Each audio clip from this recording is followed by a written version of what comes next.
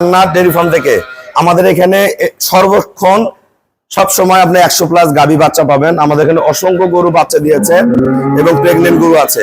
আমার এখানে any time 100+ গাভী পাবেন। আমার এখানে যারা ভালো দুধের গাভী কিনতে চান প্রতিনিয়ত যোগাযোগ করবেন।